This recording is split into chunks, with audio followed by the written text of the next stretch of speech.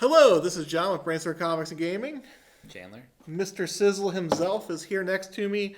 Um, I know some of you have been watching the analysis. I don't know if you've been paying attention, but we've been getting a lot of flack for our expert analysis of the players' picks. I know. Haters gonna hate. What can you do? So we're going to give all of them and everybody else an opportunity to give us the same criticism. We are creating what we call the leftovers teams. You're going to create yours. I'm going to create mine. Um, I think we're going to have some fun with this. I think so. Thankfully, there are thousands and thousands of comic book characters out there. So there are still many quality characters out on the board and quality headquarters, although you would beg to differ with that last part. I mean, it's your kicker. It only matters so much. So let's get started. We're gonna go in reverse order of how we would have picked them in the draft, just so people. So it's a little bit more entertaining. But I will lead off. My first one is my headquarters. I chose the Avengers Helicarrier. It goes everywhere. Lots of things it can do. I feel like it's the omnipresent headquarters because of its mobility. Yeah, a lot of resources on there. A lot of good stuff.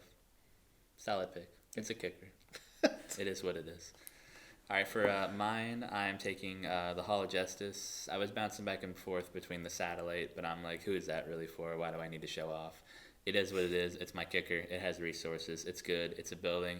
You have free tours on the weekends. It's fine. It's a Hall of Lots Justice. of cool trophies. Yeah, I mean, there's definitely cool. There's cool trophies. There's confiscated weapons of villains. There's all kinds of good stuff. Again, resources, teleporters, all the kind of good stuff you need. It's my kicker.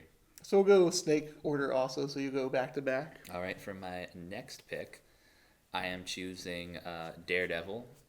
I do agree. A lot of people had a lot of street level villains, and one of the things that people weren't happy about is we seemed to really get on why are you wasting time with street level villain? And that was not any of our complaints at all. It was just you can't have an only team of street level heroes, but definitely you want Same something. with you couldn't have the all cosmic. Right, you don't want to have one, your powers all be skewed one way or the other. We want to kind of have it fully fleshed out. So I picked Daredevil, expert martial artist, has the ability of that sort of sixth sense with him being blind, but also still being able to see with those heightened senses. I think kind of makes him an elite level character, and honestly, he really should be Batman because he's the one that has the sonar hearing. Batman's kind of stealing his thunder a little bit with the name. And he can prosecute the villains as well. Also true. If you want to take it on the legal route, you got Matt Murdock to help you out. Good choice. Good choice. For my second pick, I went with somebody with some galactic appeal. I went with Captain Marvel, Carol Danvers. She's got the outer space stuff going on. I felt like my team was a little weak on that. I needed somebody for that aspect of it. She also is super powerful. She has some precog abilities. I think she checks off a bunch of different boxes. She's worked on teams before. Doesn't always get along well with others, as you like to say. But. Well, that's true. But if you watch Endgame, I mean, she's pretty much the only Avenger that matters. So pretty much single-handedly took everything out. Makes you wonder where she was that whole time. But hopefully that won't happen when your team's off to battle.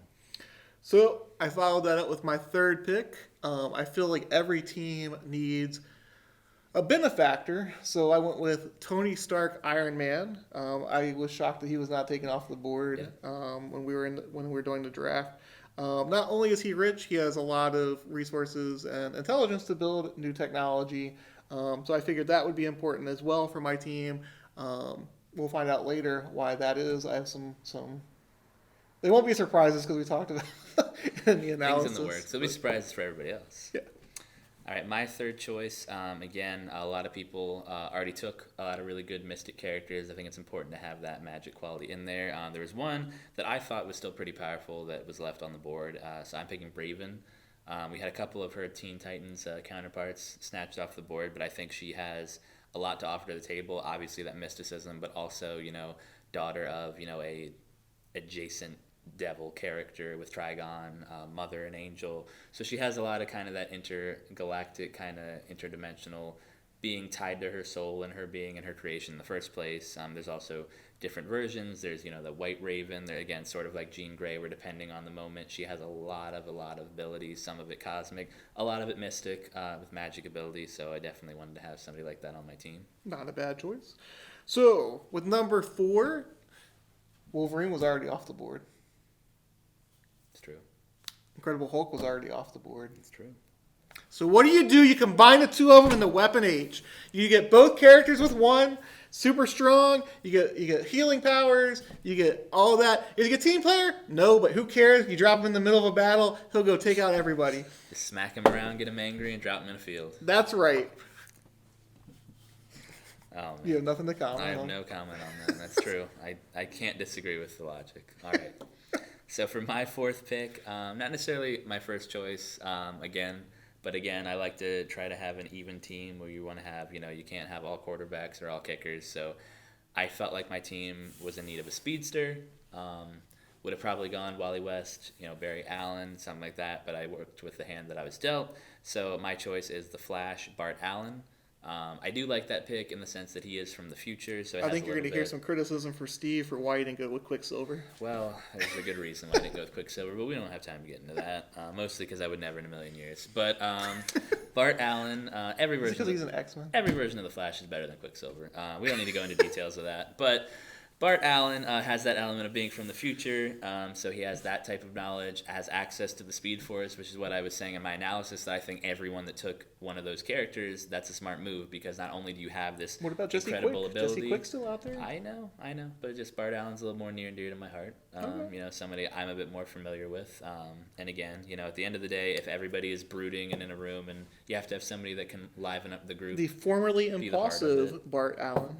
Yes, you can have somebody that livens up the group, brings a little bit camaraderie in there, so everybody's not just staring into an abyss, wishing their parents weren't shot in an alley when they were a child. So you got to mix it up a little bit, have a little bit of fun, and also, but not to dismiss that he is super powerful. And again, you can't turn down that access to the Speed Force. Like, that is an incredibly crucial thing to have in any time that you're in a big battle.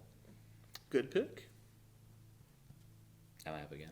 Yeah. Oh, well, I guess we're still snake drafting then. All right.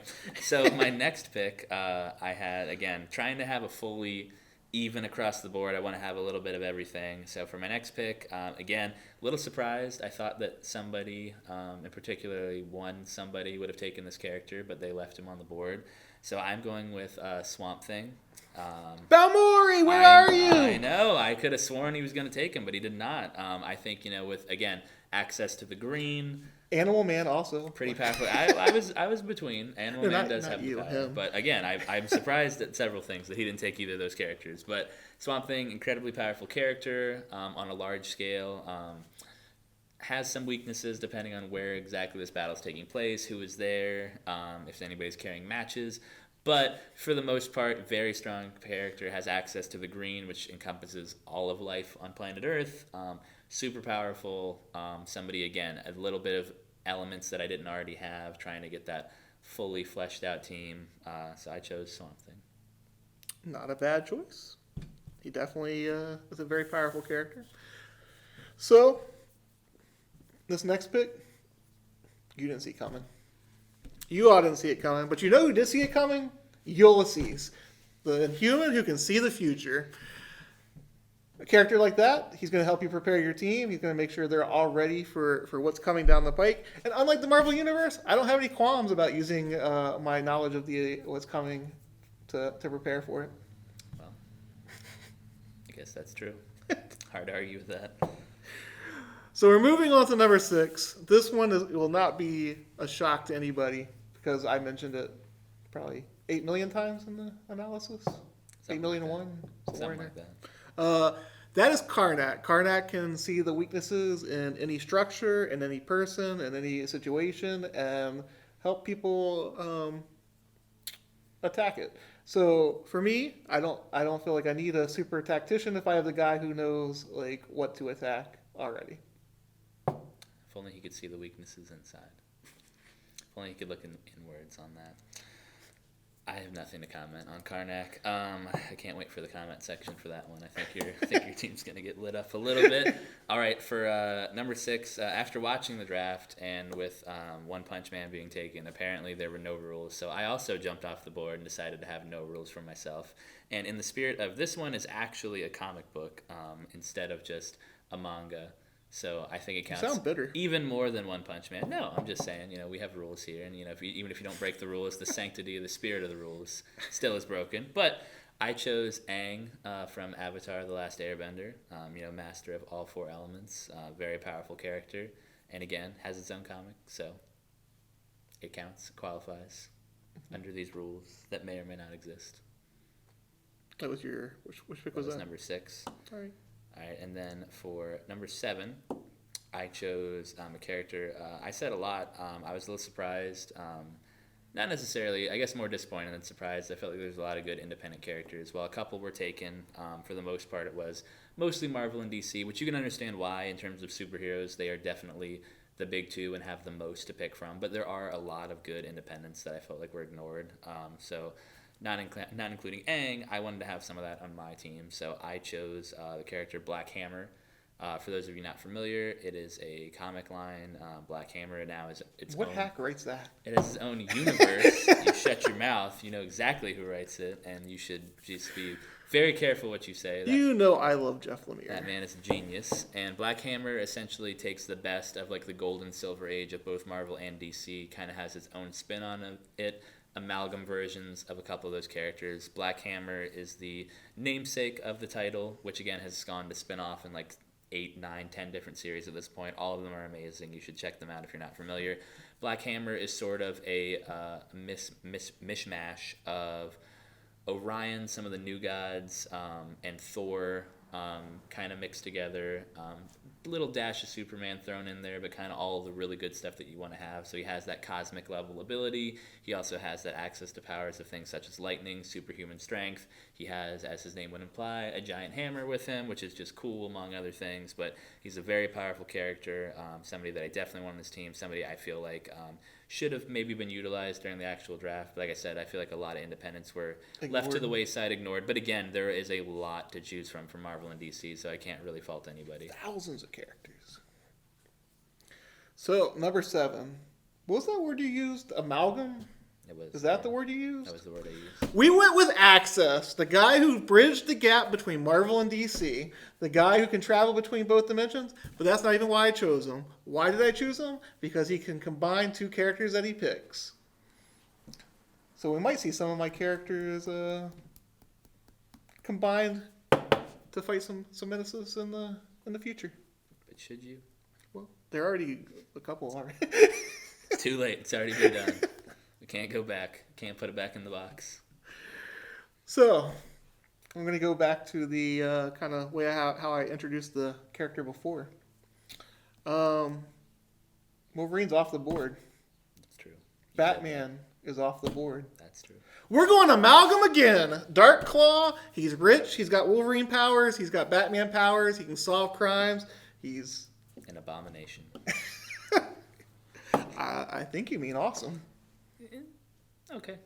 So now I have 2 rich guys, and well, does he have Batman's finances or does he have Wolverine's finances? Those are different. He has Bruce Wayne's finances. Okay. I made sure to research Did the research before we just went willy-nilly. I couldn't remember. Yes, it's hard. It's been 20 years. It's a 25 flash in years. the pan, yeah. I'll punch you in the face.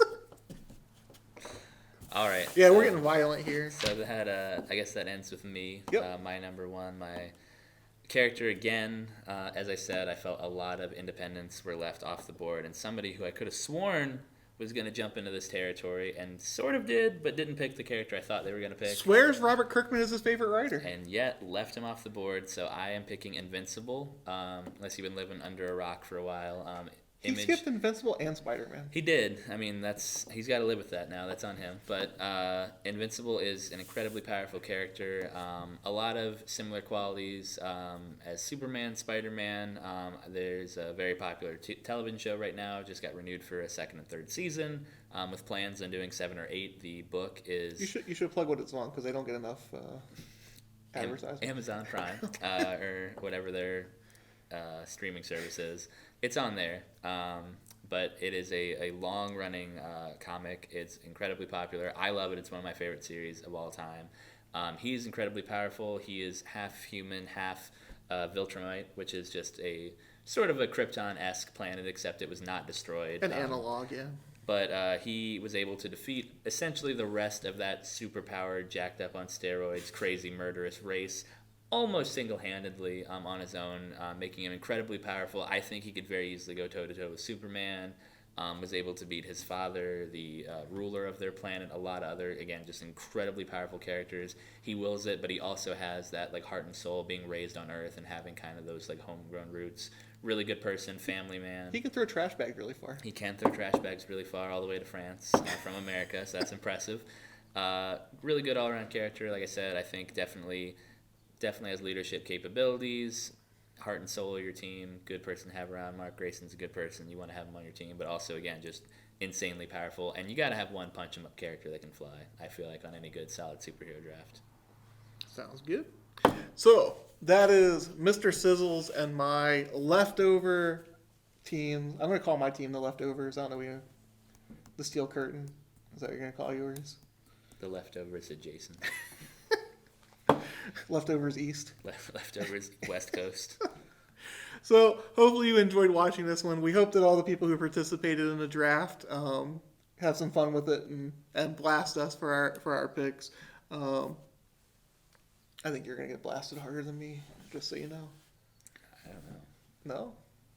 Karnak's not on my team. Well, he can see all the weaknesses. But anyway, we want you guys to leave some comments. Remember to like, comment, and subscribe LCS to the Brainstorm Comics and Gaming YouTube channel. We appreciate you watching. Hopefully you had fun during the whole draft process. Hopefully with the next video, we will start with putting them through their paces, the different teams, and the scenarios that they will go through. Our teams aren't going to participate. They're not a part of the draft, just for fun. It was just just for us. Just for fun. So let us know and keep on watching. Thank you.